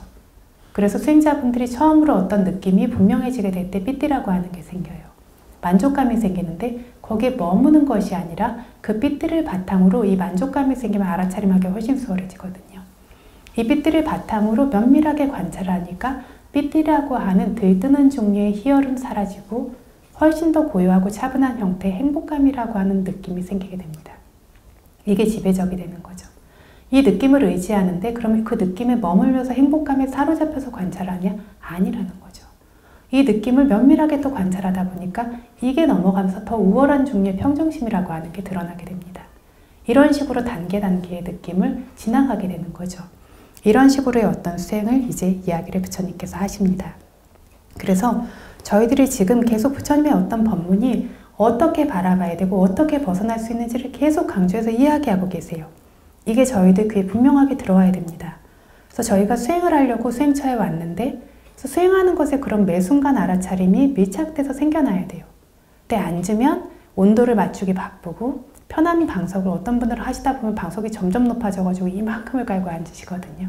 좀 더 편하게 앉으려고, 좀 더 통증이 없게 하려고 하는데 좀 더 집중을 잘하려고 수행 잘하려고 근데 이게 수행 잘하려고가 아니라 끊임없이 여기에 있는 그대로 밀착해서 보는 사티가 없기 때문에 생기는 무상고와 무아를 알지 못하기 때문에 생기는 나의 것, 나의 자아라고 하는 게 존재하는 거죠. 그 자리도 막 중요해져요. 처음에 앉아서 수행을 하는데 자리가 뭐가 중요하고 온도가 뭐가 중요하고 소리가 시끄럽고 시끄럽지 않은 게 안 중요한 거예요. 대상으로 보시면. 근데 여기에 앉고 이렇게 수행하고 언제부터 언제까지 내가 뭐를 해야 수행이 잘 되고 온갖 거에 다 들러붙고 있는 거예요. 이게 마음이. 이 온갖 거에 들러붙고 있는 게 뭐죠? 번뇌죠. 왜 번뇌가 생기죠? 관찰하지 않았기 때문에 이게 무상고 무아가 아니니까 무상고 무아로 보지 못하니까 원해요. 쥐고 밀어내고 쥐고 밀어내고를 끊임없이 하고 계시는 거세요. 그러니까 수행을 하는데 내가 뭔가라도 밀어내거나 마음을 일으키거나 뭔가를 취하려고 하는 식으로 밀어내거나 취하는 방식으로 마음이 일어난다면 굉장히 경계하셔야 됩니다. 사띠가 완전히 놓쳐지고 있다는 얘기예요. 이렇게 보셔야 되고요. 이걸 알아차릴 수 있어도 훨씬 어려운 느낌이 있죠. 밀어내고 당기는 건 쉬워요. 그런데 평정심과 함께 생겨나는 어리석음은 훨씬 관찰하기 어려워요. 그런데 성냄과 욕망도 관찰하지 못하는데 어리석음을 어떻게 관찰하겠습니까? 이게 그래서 부처님 말씀이 그냥 이렇게 들리시면 안 되고 실제 나의 수행에서 작용하고 있는 그 쓰고 있는 마음들이 계속 보이고 빈자리가 보여서 그게 채워지실 수 있도록 알아차림이 이루어지셔야 됩니다. 그래서 부처님께서 이 설법을 설하셨어요. 그래서 사과천왕은 이거를 들으면서 굉장히 만족하면서 이 만족하는 것부터 시작해서 알아차림을 꼼꼼히 하면서 이 설법이 끝났을 때 이 설법은 굉장히 길어요. 길어서 장부에 이제 나오는 설법인데요. 이걸 계속 알아차림하면서 듣다가 결국에는 마음의 괴로움과 불편함에서 완전히 벗어나고 그러면서 수다원이 되었다라고 합니다. 수다원이 되면 적어도 질투와 인색감은 완전히 사라져요. 이것으로 인해서 생길 수 있는 어떤 고통은 다시 없는 거죠. 그래서 사과천왕이 8만 명의 천인들과 함께 왔는데 8만 명의 천인들과 함께 수다원이 되어서 다시 사과천왕의 존재로 돌아갔다. 이게 뭐냐면 사카천왕의 수명이 끝났죠. 끝났으니까 이미 죽은 거예요. 근데 천인들은 뭐냐면 화생의 생이에요. 엄마 뱃속에서 서서히 자라는 게 아니라 짠하고 나타나는 것처럼 나타나죠. 근데 이 존재가 사라졌지만 굉장히 찰나죠. 그게 뭐 0.1초도 100분의 1초도 아닌 엄청나게 짧은 찰나죠. 그 순간에 그 존재가 사라짐과 동시에 바로 다시 생겨나니까 옆에 있는 사람이 보기에는 이 사카천왕이 언제 죽은 적이 없는 거예요. 그냥 계속 사카천왕인 거예요. 근데 실제로는 죽음, 이전 생의 죽음의 의식과 새로운 생의 재생의 의식이 생겨서 이것이 다른 존재이고 다시 사카천왕으로 태어나게 된 거죠. 그래서 수다원 성인이 되었지만 자기 생에 대한 집착이 아직 남아있기 때문에 사카천왕으로서의 생을 좋아하던 마음이 남아있었기 때문에 다시 사카천왕으로 태어나게 된 겁니다. 이렇게 이제 사카천왕도 그런 어떤 마음의 고통에서 엄청나게 괴로움을 겪다가 거기에서 벗어난 예가 나옵니다. 다음으로 수브라마라는 이름의 천인이 괴로운 마음이 사라진 모습을 역시 주석서에서 보이고 있습니다. 이것도 많이들 들어보셨을 텐데요. 법구경에 나오는 이 이야기예요. 이 천인이 1000명의 천녀들에게 둘러싸여서 천인의 부귀영화를 누리고 있었어요. 그래서 난다와나 공원에서 천녀 1000명이랑 함께 가서 500명의 천녀들은 나무 위에서 춤추고 노래하면서 꽃을 따서 아래로 던지고 500명의 천녀들은 이 수브라마 천인과 함께 그 꽃을 이제 뭐 엮고 이러면서 춤추고 노래하고 이렇게 즐기고 있었어요. 천인들은 뭐 머리가 아프고 어깨가 아프고 뭐 이런 것도 없어요. 피곤함도 없고 그냥 항상 몸도 마음도 편하고 원하는 게 다 주어지니까 그냥 항상 행복하게 즐기는 게 일상인 거죠. 그래서 이게 천상계를 저희들이 꿈꾼다라고 하지만 법이 진짜 좋아지면 천상계가 두려워집니다. 예전에 그래서 어떤 한 비구가 열심히 정진하다가 죽었는데 정진하다가 죽은지도 모르고 관찰하다가 죽은 거예요. 근데 뭐가 이상해서 이렇게 보니까 사람들이 막 자기 찾아오고 막 말 시키고 이래서 보니까 자기가 천상계에 가서 태어나 있는 거예요. 자기는 경행하고 있다가 죽었는데 근데 경행하다가 그래서 가사를 이렇게 해야지라고 보니까 가사가 아닌 거예요. 근데 너무 두려워서 부처님께 바로 찾아오거든요. 그러면서 감각적 욕망으로 불타고 있는 아기들의 세계라고 표현을 해요. 그쵸? 굉장히 어떤 좋은 것들이 가득하고 세상에서 원하는 것들이 가득하지만 어떤 세계와 같냐면 감각적 욕망으로 가득한 아기들의 세계와 같다. 수행자에게 이렇게 보이는 거죠. 근데 여기에서 이렇게 춤추고 노래하면서 즐겁게 있는데 500명이 그러다 보니까 천상계에서는 죽으면 대부분 사악도로 떨어져요. 그러니까 이전 생의 좋은 결과로 천상계에 가지만 새로운 좋은 업이 없이 가래와 욕망의 세계에서 계속 있는 거잖아요. 업의 결과로 주어지는 것들. 그러다 보니까 천상계에서 떨어지면 거의 다 사악도로 가고 아까 말씀드린 것처럼 천인들이 뽀빠님 있다가 나타나서 엄청 두려워하고 이러면 천인들이 힘을 실어주는 말들이 사악도에 갈 것이다가 아니라 또 가서 인간계에 가게 되면 그때 인간계가 천인들보다 뛰어난 것이 뭐냐면 사띠가 있어요. 왜냐면 괴로우니까요. 천인들은 사띠를 정신을 놓고 사는 거죠. 지혜도 훨씬 월등하고 신체 조건도 훨씬 월등해서 수행을 하기만 하면 인간들보다 훨씬 빨리 있음에도 불구하고 그 사띠가 발생되지 않는 거예요. 경각심도 발생이 안 되는 거예요. 그런데 이렇게 천인들이 그래서 죽을 때가 되면 인간계에 가면 사띠가 있고 선업을 쌓을 기회가 굉장히 많이 있고 그렇게 해서 또 돌아오면 돼. 이렇게 막 서로 이렇게 격려를 해준대요. 근데 실제로는 죽을 때 대부분 이제 사악도로 떨어지게 되는 거죠. 그래서 이렇게 천녀들하고 즐기고 있는데 꽃을 이제 던져주고 막 웃고 떠들고 하던 소리도 없어지고 꽃을 던져주는 것도 없어지니까 뭐지 올려다 보니까 없어요. 천녀들이. 어디 갔지? 숙고해 보니까 지옥에 가서 고통을 겪고 있는 거예요. 깜짝 놀라서 자기 자신과 남은 천녀들을 숙고해 보니까 앞으로 7일 후에 자기와 이 천녀들도 지옥에 가서 떨어져서 고통을 받게 돼 있는 거예요. 업이 끝나기 때문에. 이러니까 굉장히 두려워진 거죠. 그러니까 엄청난 두려움이 생기니까 이 두려움을, 이 마음의 괴로움을 부처님만이 오직 해결해 주실 수 있을 것이다. 다른 사람을 해결할 수 없을 것이다 하고 숙고한 뒤에 500명의 천녀들을 데리고 부처님 전에 가서 다음과 같은 질문을 합니다. 천상계의 생이 굉장히 길어요. 그죠? 그 긴 세월 동안 한 번도 사띠를 불러일으키지 못하다가 죽음이 닥쳐오니까 이때서야 사띠를 불러일으킵니다. 그래서 부처님께 뭐라고 질문하냐면 아직 발생하지 않은 고통들로 인해서나 이미 발생하고 있는 고통들로 인해서 이 마음이 언제나 동요하고 있습니다. 동요하지 않게 하는 조건인 법이 만일 존재한다면 질문 받으실 부처님께서는 그 법을 제게 설해 주십시오. 고상하게 질문했지만 질문의 의미는 이미 발생하고 있는 고통이란 이 지금 벌써 천녀들이 가서 지옥에서 고통을 받고 있잖아요. 그걸 보면서 마음이 막 두렵고 괴로워요. 아직 발생하지 않은 고통이라고 하는 것은 자기가 7일 후에 가서 경험하게 될 미래의 고통 때문에 더 두렵잖아요. 이것 때문에 저의 마음이 어찌할 바를 모를 정도로 가만히 있지 못하고 동요하고 공포심에 질려 있습니다. 이 두려움이 없는 곳, 두려움이 없게 하는 좋은 방법이 있다면 설해 주십시오라고 청한 거죠. 그러니까 부처님께서 뭐라고 말씀하시냐면 오 천인이여 나열에는 보디, 따빠, 인드리야 상와라, 사빠 니사까 이 네 가지 법을 제외하고는 중생들을 어떤 행복의 진정한 조건을 보지 못한다라고 이렇게 말씀을 하세요. 그래서 보디라는 것은 깨달음. 여기서는 사성제를 아는 성인의 도를 말합니다.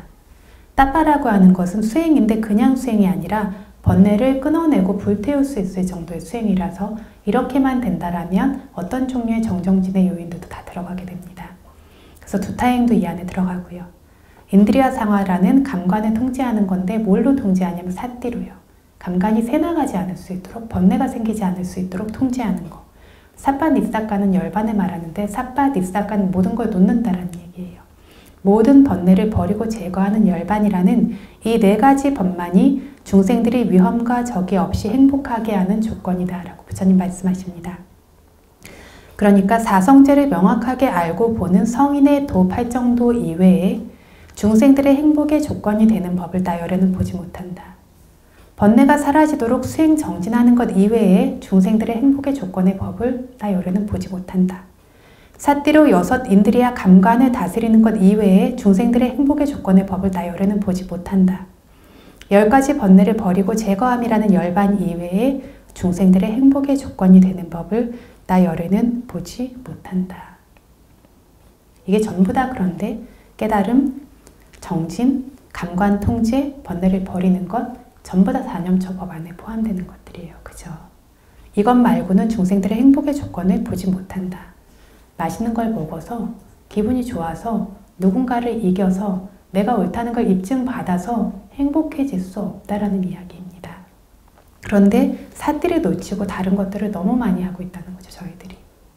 그래서요. 이 수브라마 천인은 그 법을 이해하고 사빠 니사까라고 부르는 열반을 보기 위해서 인드리야 상하라라고 하는 감관 통제, 사띠로 보는 것, 듣는 것, 냄새 맡는 것 전부 다 관찰하고 있어요. 이렇게 통제해서 따빠라고 불리는 정정진의 노력으로 끊임없이 주시할 수 있도록 주의해서 보디라고 불리는 선행하는 윗바사나의 도와 함께 성인의 도를 순식간에 발생시켜서 설법의 끝에 이 500명의 천녀들과 함께 수다원이 되었습니다.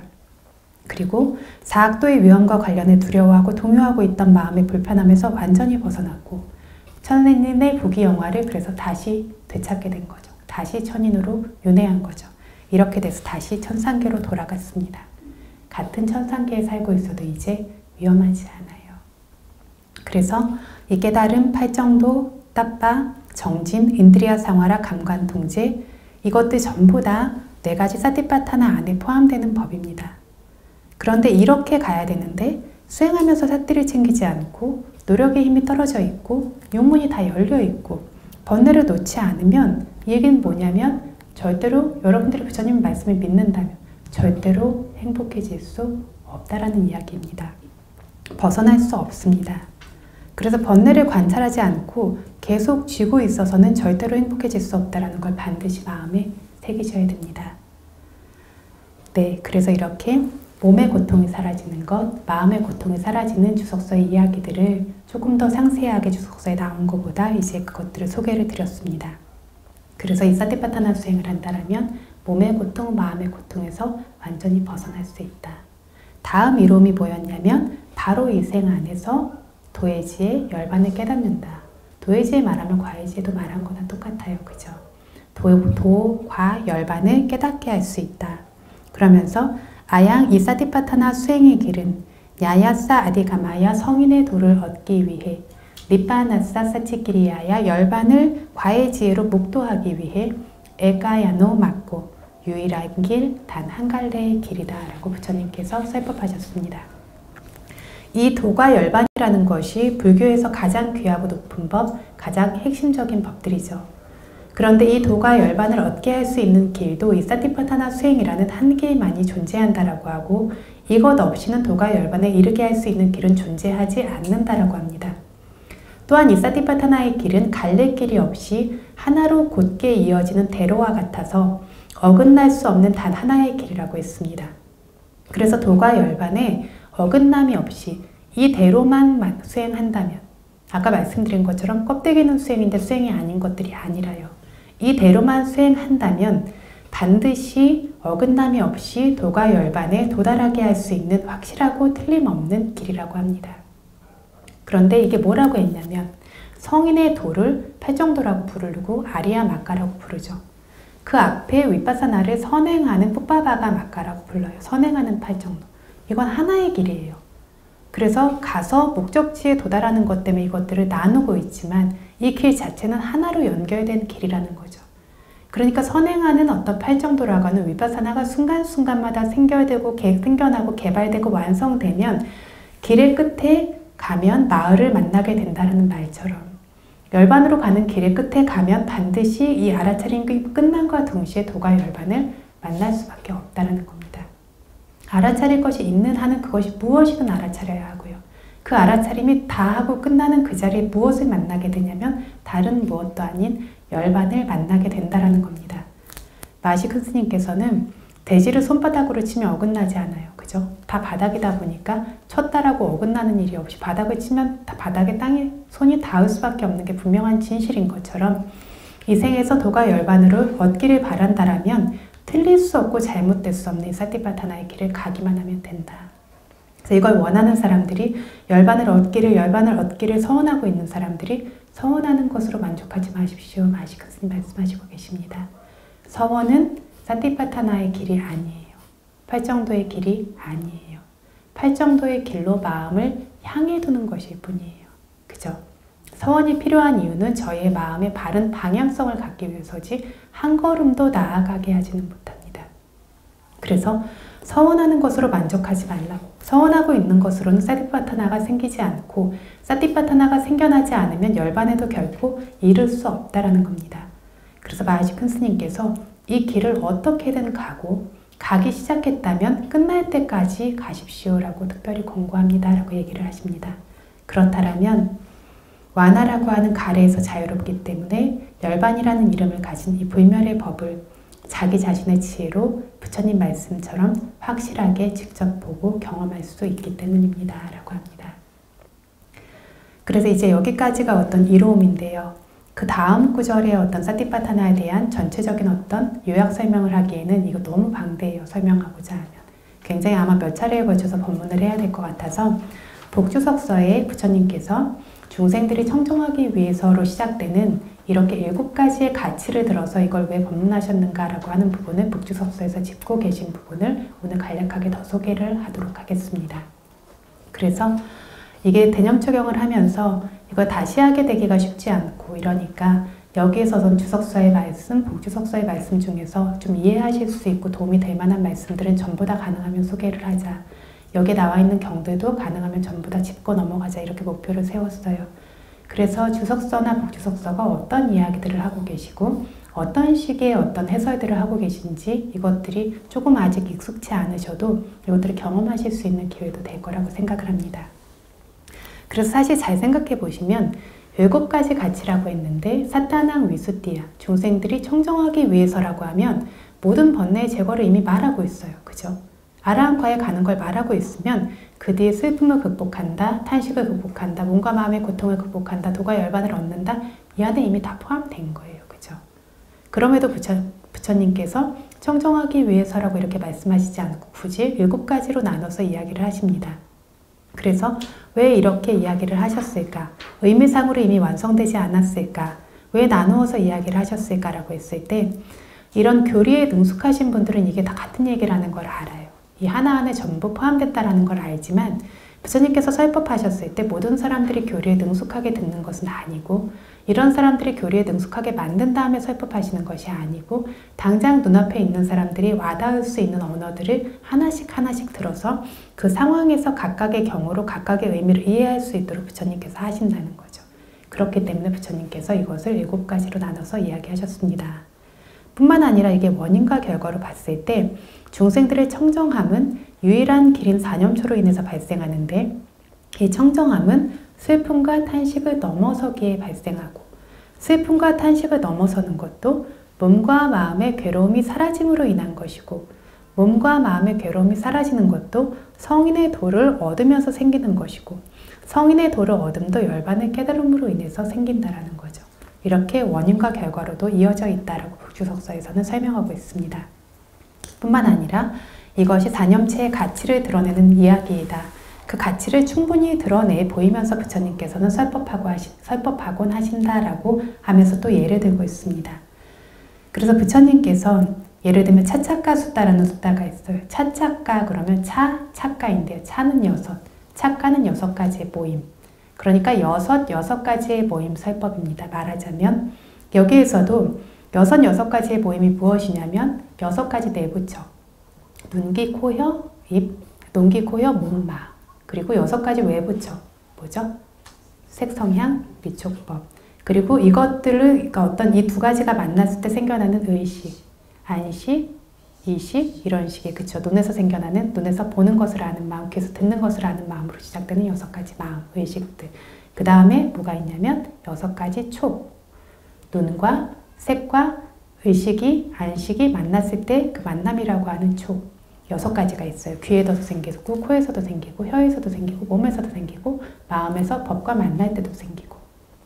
그것뿐만이 아니라 이 촉으로 인해 발생하는 6가지 느낌, 눈에서 생기는 느낌, 귀에서 생기는 느낌 등이요. 그리고 그것으로 인해서 발생하는 6가지 가래, 눈에서 생기는 가래, 귀에서 생기는 가래. 이것들이 무아인 것을 보이는 거, 조금 이따가 시간이 되면 이 경이 굉장히 좋아서요. 조금 더 설명을 할 텐데요. 이 경을 설명하실 때도 부처님께서 여기선 형식을 인용하신 거예요. 복주석서에서. 이 경을 설명하실 때 부처님께서 처음이 훌륭한, 중간이 훌륭한, 끝이 훌륭한, 의미상으로 완전하고 문자로도 완전한, 완전히 완전한 이 여섯 가지의 법을 설할 것이다. 여섯 가지의 법을 설할 것이다. 이렇게 말씀하시지 않고 굉장히 수식어를 드셨어요. 그리고 완전히 청정한 고귀한 수행을 분명히 보일 것이다. 수식을 들어서 그 가치들을 들어서 부처님께서 법문하시고 하신다는 거죠. 역시 아리와암사숫다라고 하는 성인의 혈통 설법에서도 4가지 성인의 혈통을, 성인들의 어떤 혈통, 그 성인들의 전통이죠. 이런 것들에 대해서 부처님이 설하고 계시는데, 여기에 대해서도 이것이 고귀한 전통이라고 알아야 합니다. 오래된 전통이라고 알아야 합니다. 선한 이들의, 성인들의 전통이라고 알아야 합니다. 과거 성인들의 어떤 전통이자 버리고 포기해서면 안 되고, 부처님께서 모든 붓다들께서 과거에도 버리신 적 없고 현재에도 버리지 않으시고 미래의 어떤 붓다도 버리시지 않을 그런 전통입니다. 그리고 지혜 있는 사문바라민들이라면 절대 비난하지 않을, 이것이 4가지 성인의 전통입니다. 혈통입니다. 부처님께서 이렇게 어떤 미덕들을 들어서, 가치를 들어서 법문하곤 하신다는 겁니다. 왜 이렇게 하시냐면, 여기 사념처의 미덕 가치도 사따낭 위수띠아라부터 시작해서 7가지 가치를 들어서 설하셨는데, 왜 이러시냐면 이를 통해서 듣는 사람들의 마음에 사기를 북돋기 위해서, 어떤 더 정진적이나 이런 것들이 생겨날 수 있도록. 그래서 가치와 미덕을 말씀하시는 것을 들으면서 비구들이 이 길은 심장을 뜨겁게 탈 수 있는 그런 슬픔이나, 아니면 그로 인해서 생겨나는 어떤 말들을 중얼거리는 탄식이나, 몸에 기껍지 않은 괴로움, 마음에 기껍지 않은 괴로움, 이런 위험들도 제거할 수 있고, 번뇌로부터 특별히 정정해지고 성인의 도가 열반이라고 하는 이러한 특별한 법을 가지고 올 수도 있고, 이렇게 발생하는 마음에 어떤 사기에 진작되는 것이 있어서, 힘이 생기는 것이 있어서 이 설법을 배워야 되겠다, 들어야 되겠다, 익혀야 되겠다, 지녀야 되고 가르쳐야 되겠다라고 마음에 새기게 된다는 거죠. 더 나아가서 수행해야 되겠다라고 새긴다라는 거죠. 저희가 이게 말로 표현됐을 뿐이지 마찬가지예요. 그죠? 법문을 들으면서 이런 이로움이 있구나, 저런 이로움이 있구나 하니까 이거를 기억하려고 하고 새기려고 하고 수행하려고 하죠. 이렇게 할 수 있도록 이제 부처님께서 말씀하신다라는 겁니다. 그래서 이것이 유일한 길이다, 청정함을 위한 유일한 길이다라고 그냥 말씀하시는 것이 아니라, 그것들의 가치를, 마치 물건을 파는 장사꾼이 그냥 팔면 사람들이 관심이 없어요. 그죠? 그러다 보니까 물건의 가치를 들어서 이것들을 얘기하는 것처럼 부처님의 대연민심으로 이렇게 말씀을 하신 겁니다. 물건을 파는 장사꾼들은, 뭐 비로드를 장사꾼을 경전에서는 예를 들고 있어요. 비로드 사세요 라고 하면 아무도 관심이 없어요. 그래서 이 비로드가 어떤 비로드인지 모르니까요. 심지어 경전에서 머리카락으로 만든 어떤 비로드도 얘기를 하거든요. 비로드 중에 최악의 비로드라고 해요. 무겁고 안 따뜻해요. 냄새나고 모양도 안 좋아요. 촉감도 안 좋아요. 머리카락으로 만든 그 비로드가 비로드 중에 최악의 비로드라고 저희가 경전에 나오거든요. 이런 비로드도 비로드라는 거죠. 그러니까 사람들이 관심이 없는데 이게 지금의 아프가니스탄 예전에 그때도 문화가 굉장히 발달했어요. 그래서 간다라라고 하는 나라였는데 간다라국의 비로드고 얼마짜리 비로드고 이게 촉감은 어떻고 광택은 어떻고 이런 얘기를 하면 돈이 있는 사람은 사고 싶을 것이고 아니라도 들어는 보고 싶고 보고는 싶다라는 거죠. 부처님께서도 이 법을 수행하고 싶은 마음이 많을수록 이것들을 설하신다라는 건데 이게 굉장한 연민심으로 하신다라는 겁니다. 그래서 제가 전에 말씀드린 것처럼요. 하다가 법문을 하다가 이게 이렇게 좋고 그러니까 이렇게 해야 되고 이런 결과를 얻고 한참 얘기를 하다가 수행자분들에게 면담 시간에도 얘기하고 법문 시간에도 얘기하다가 뭐를 이렇게 내가 광고하고 있지 이런 생각이 문득 들 때가 있어요. 그래서 저희 어떤 보살님 어머니께서는 이 귀한 법을 못 알아들으면 많은 거지 이 귀한 법을 못 알아들으면 어째서 광고 안 한다고 이제 자기 복이 없어서 근데 그게 아니래요. 그래서 부처님께서도 연민심으로 가치를 들어서 내가 무슨 약 파는 사람도 아니고 이렇게 듣기 싫어하고 수행하기 싫어하는데 이러니까 해야 되고 저러니까 해야 되고 내가 뭐 하고 있는 거죠 어느 순간에 이게 회의가 약간 드는 순간이 있더라는 거죠. 근데 그래도 해야 하니까 이거를 하는데 마하시큰 스님께서 약 파는 사람처럼 똑같은 예를 드신 거예요. 약 파는 사람처럼 이야기 이래서 좋습니다. 저래서 좋습니다. 이렇게 해서 어떻게든 수행하기 싫어하고 이걸 듣지 못하고 이해하지 못한 사람들 수행하고 싶은 마음이 생기도록 그거를 계속 부처님이 하셨다라는 거죠. 그래서 마하시큰 스님도 약 파는 사람처럼 그렇게 광고를 하고 있다라고 말씀을 하시던 거죠. 그래서 그때부터는 군말하지 않고 한동안은 이걸 계속 이렇게 얘기하고 있는 것이 가치가 있는가 이런 생각을 한 적이 있었는데 군말하지 않고 진짜 부처님도 이렇게 말씀을 하셨는데 그 연민심으로 이렇게 예를 들어서 부처님께서 이렇게 이것들을 이제 더 상세하게 그 미덕들을 들어 보이시면서 법문하신 것이다 라고 이렇게 이해하면 된다라고 합니다. 그래서 아직 시간이 조금 있어서요. 아까 말씀드린 성인의 혈통 경과 차차카 숫다 6가지의 모임 경을 간단하게 소개를 하겠습니다. 부처님 가르침이 어떤 것이 좋지 않겠느냐면은 정말 그 가르침들이 접할 때마다 참 좋아요. 그래서 여기서는 그 경의 형식을 보이려고 인용한 경이지만 견문이 조금 넓어질 수 있도록 본다면 성인의 혈통 수행 4가지가 어떤 것에 대한 자세를 말하고 있냐면 가사, 처소, 공양, 수행 4가지에 대한 자세를 말하고 있습니다.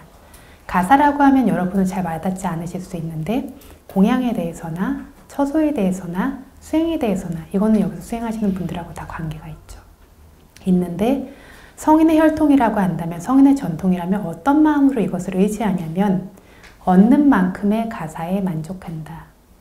그냥 딱 주어지는 것에 만족하는 거예요. 앞으로 나올 처소도 공양도 마찬가지예요. 정확히 얻어지는 만큼에 만족하는 것. 그리고 얻지 못해도 갈구하지 않는다. 적절하지 못한 방식으로 구하지 않는다. 얻어도 그것이 가래로 혹은 어리석음으로 압도되고 흐릿해지지 않는다. 어떻죠? 공양하실 때 알아차림 제대로 없으시면 압도되세요. 만족도 안 생기고 뭘 더 취하고자 하는 마음도 생기고 가래로 압도되고 성냄으로 압도되고 어리석음으로 압도되세요. 사띠가 없으면 안 되는 거죠. 압도되지 않는다. 그리고 해탈의 조건을 알고 의지할 뿐만 아니라 얻는 만큼으로 만족하는 것을 통해서 스스로를 높이지 않는다. 스스로를 칭찬하지 않아요. 내가 이렇게 번뇌 없이 나는 하고 있구나. 스스로를 높이지 않아요. 반대로 다른 일을 낮추지 않는다. 저 사람 마음 챙김을 하는데 저렇게 하고 있구나. 내가 하고 있는 수행을 바탕으로 다른 사람을 낮추지도 않아요. 그리고 이러한 어떤 만족하는 행위 자체가 이 알아차림을 하면서 그렇게 그대로에 만족할 수 있는 것들이 반복했기 때문에 능숙하세요. 능숙하고 게으름이 없다. 수행자분들이 물어보세요. 들을 때 어떻게 알아차림해야 됩니까? 아직도 그걸 모르시면 안 되죠. 근데 그거를 하나씩 알려줘서 아는 게 아니에요.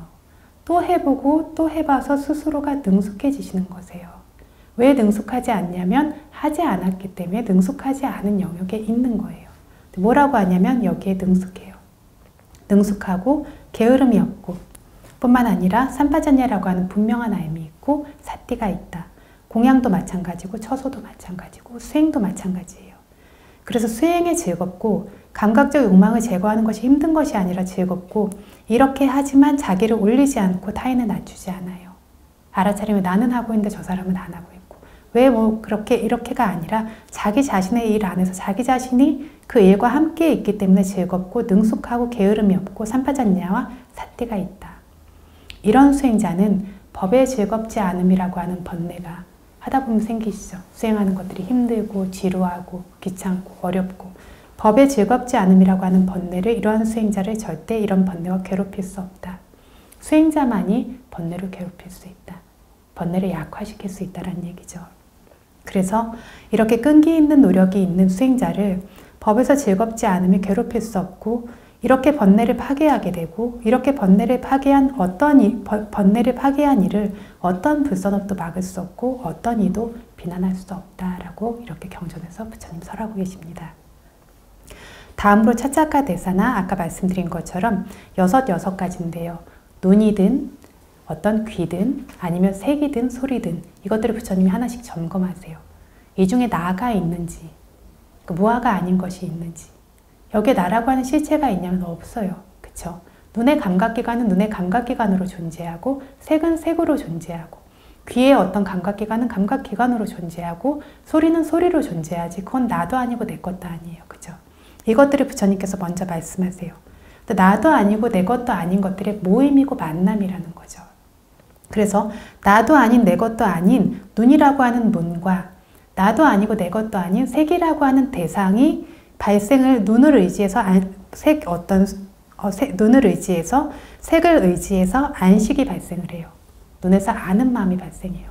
이렇게 발생하는 아는 마음, 눈에서 보는 마음도 나도 아니고 내 것도 아니죠. 이 세 가지의 만남으로 인해서 뭐가 생기냐면 촉이 생겨요. 그죠? 이게 나냐면 내 것이냐면 아니에요. 이 촉으로 인해서 뭐가 생기죠? 느낌이 생겨요. 수카든 두카든 우페카든 좋은 느낌이든 좋지 않은 느낌이든 중립적인 느낌이든 그런데 어떤 사람은 수카웨다나와 닿으면 즐거워해요. 그리고 갈구한다. 탐착하며 머문다. 이때 그에게 가래라는 번뇌가 머문다 라고 하셨어요. 두카웨다나와 닿으면 좋지 않은 느낌과 닿으면 어떻죠? 근심하고 슬퍼하고 괴로워하고 힘들어하고 울기도 하고 혼란스럽고 이 사람에게 뭐가 생기죠? 성냄이라고 하는 번뇌가 머문다. 중립적인 느낌과 닿으면 뭐가 생길까요? 어리석음이라고 하는 번뇌가 굉장히 생기기 쉬운 상태죠. 중립적인 느낌이요. 중립적인 느낌이 생겼을 때 느낌이 발생하는 모습도 모르는 것도 어리석음. 느낌의 소멸을 모르는 것도 어리석음. 그 느낌이 가지고 있는 탐착할 거리, 기꺼워할 만한 부분들을 보지 못하는 것도 어리석음. 그 느낌이 가지고 있는 허물을 보지 못하는 것도 어리석음. 그 느낌으로부터 벗어나는 조건을 바르게 사실대로 알지 못하는 이 사람에게 어리석음이라고 하는 번뇌가 머문다라는 거예요. 그랬을 때 비구들이여 참으로 그 사람은 좋은 느낌의 가래라는 번뇌를 제거하지 않고 좋지 않은 느낌의 성냄이라는 번뇌를 제거하지 않고 중립적인 느낌의 무명이라는 번뇌를 제거하지 않아서 현생에서 고통의 소멸을 행할 것이라는 조건 원인이 이 사람에게는 없다라고 부처님 말씀하셨어요. 근데 이게 안 생기려면 뭐가 있어야 되죠? 사띠가 있어야 돼요. 사띠가 그냥 인지하는 사띠가 아니라 면밀한 사띠로 인한 삼파잔냐 분명한 알미 있어야 돼요. 이게 없이는 현생에서 고통의 소멸의 원인은 없다라는 거죠. 보는 순간마다 듣는 순간마다 번뇌가 발생해요. 보는 것 안에 존재하는 그 봄이라고 우리가 부르는 그 수많은 무더기들이에요. 그죠? 안문이 있고 색이 있고 안식이 있고 촉이 있고 느낌이 있고 가래가 있고요. 이것들이 무더기인데 그 중에 어느 것도 내 것이 아님에도 불구하고 관찰하지 않으니까 이게 나예요. 그러니까 보여지는 것도 색이고 이것도 나도 아니고 내 것도 아니고 무상한 것인데 상대가 있어요.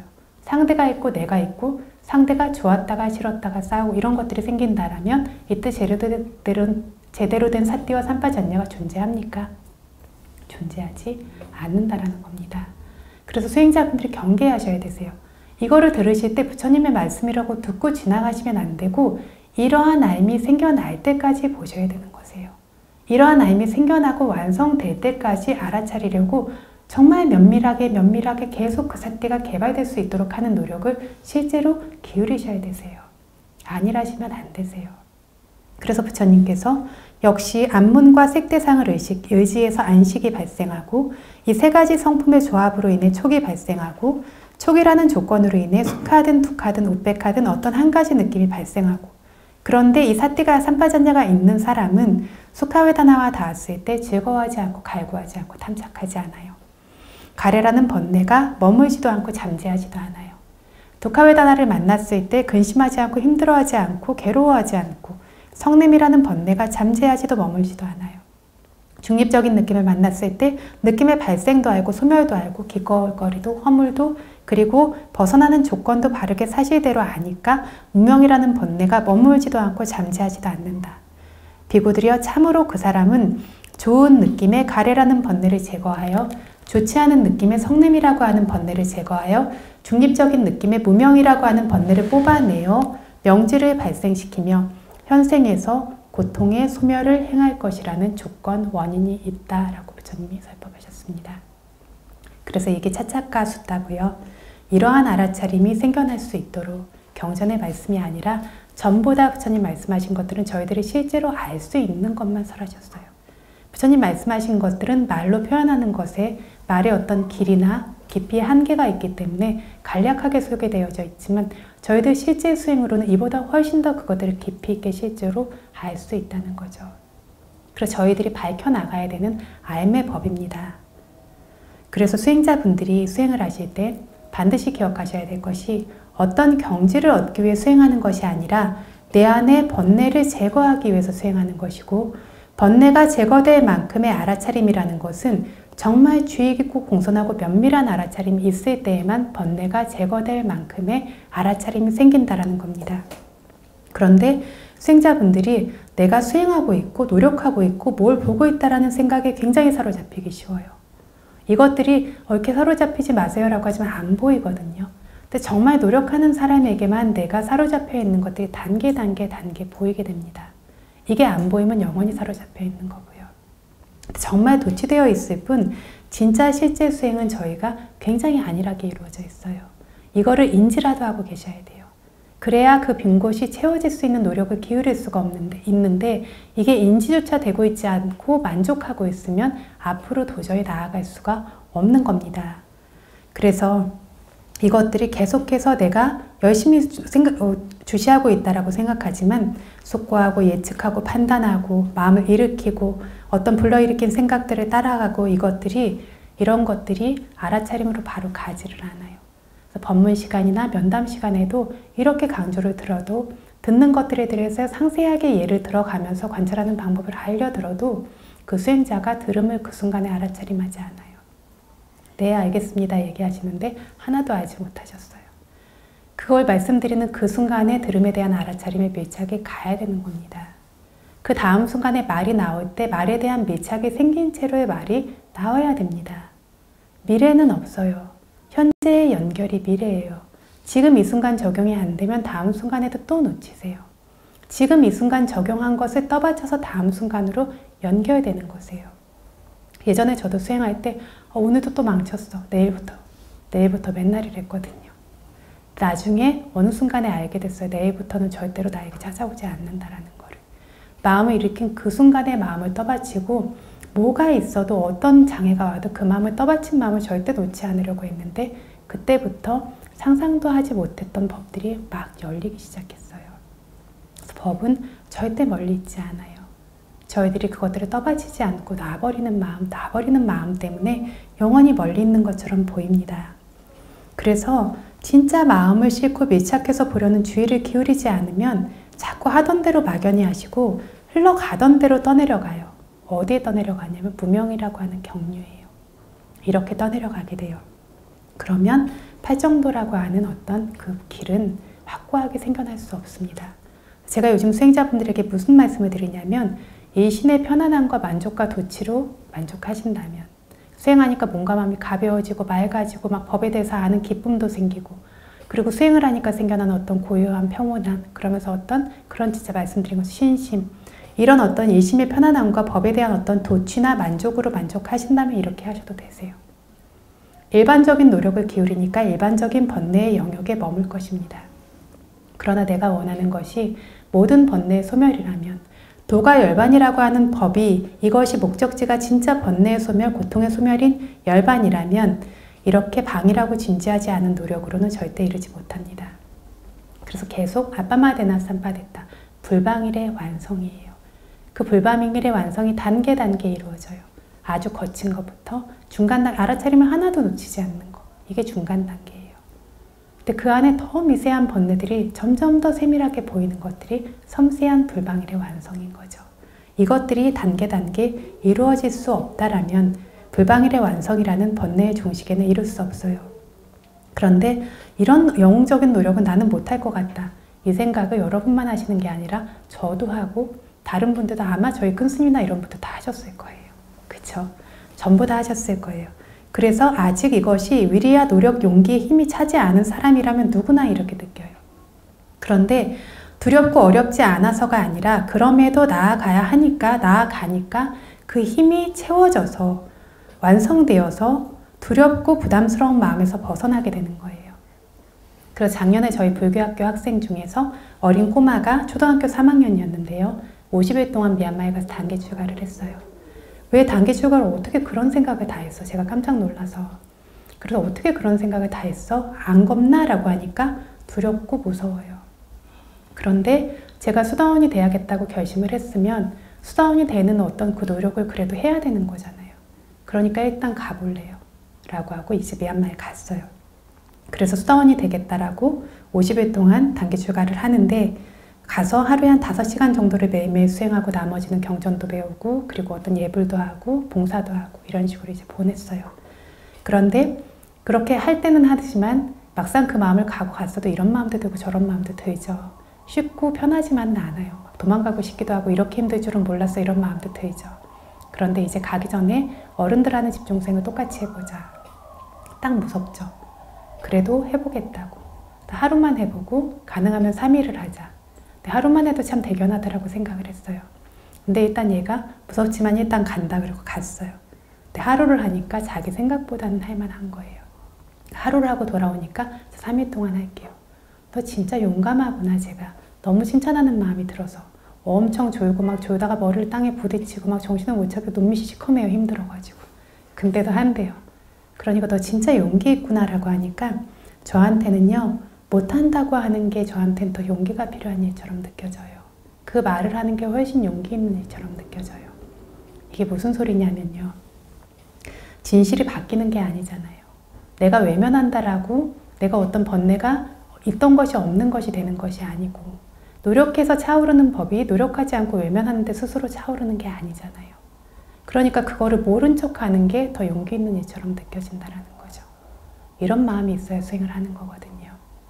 그래서 얘가 진실을 외면하고 이것들을 그런다라고 해서 바뀌는 것이 아니니까 그래서 이것들을 의지해서 이것들을 자기를 억지로라도 수행 영역으로 보내고 그 모든 순간에 외면하고 싶은 마음들을 마주하는 그 노력을 기울이면서 변화하기 시작하는 거죠. 그러니까 지금 뭐 엄청 헤매고 있어요. 수행하는 것들이 변해서 어려운 수행에 가 있어요. 그런데 어떤 수행을 하는데 보는데 어떤 어지간한 어떤 물질 현상들이런 것도 굉장히 섬세하게 보고 그것들이 사라지는 것들도 금방금방 보고 굉장히 자기가 어렵고 고통스러운 마음들도 보고 졸음이나 이런 걸 관찰해도 졸음의 의식들을 굉장히 세밀하게 그것들을 하나하나 이야기할 수 있어요. 의식이 전환되고 변하는 것들을 전부 다 이야기하고 그러면서 어떤 마음에 대해서도 마음이 이상해요. 수행을 못하겠어요. 혼란스러워요. 뭐가 혼란스러운데? 마음이 너무 여러 개가 있어요. 그리고 각각이 다른 작용을 해요.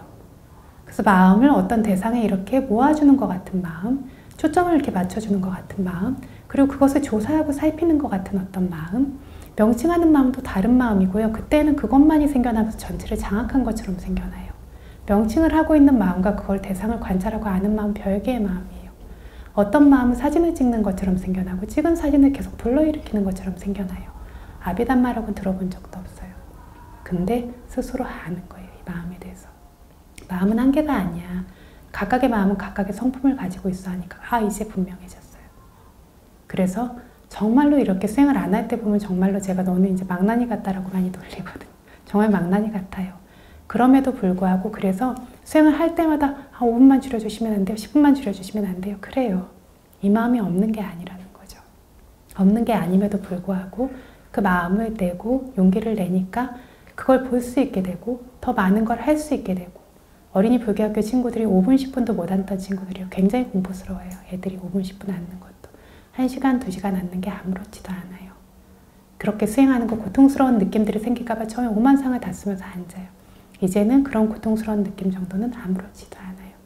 마음은 개발하는 거고 개발되었기 때문에 그것들을 마주할 수 있는 힘이 생기고 그것들을 지나갈 수 있는 힘이 생기는 것이지 그것을 외면하고 있다면 이 힘들은 절대로 개발되지 않습니다.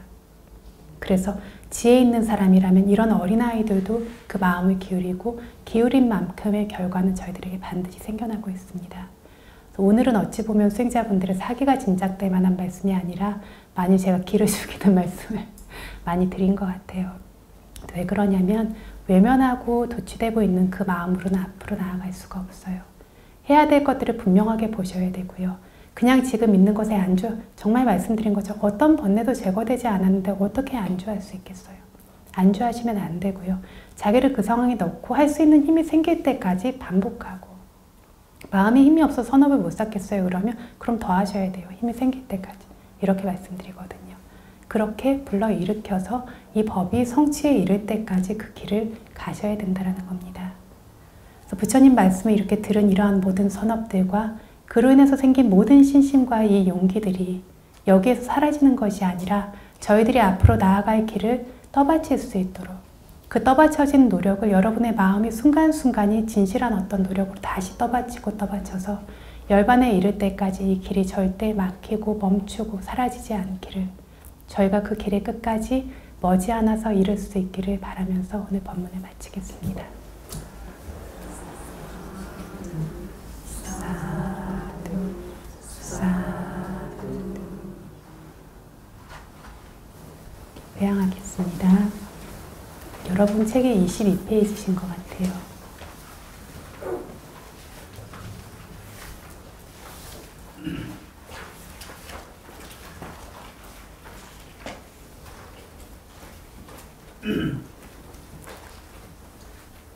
이당노 분야 아사와카야와항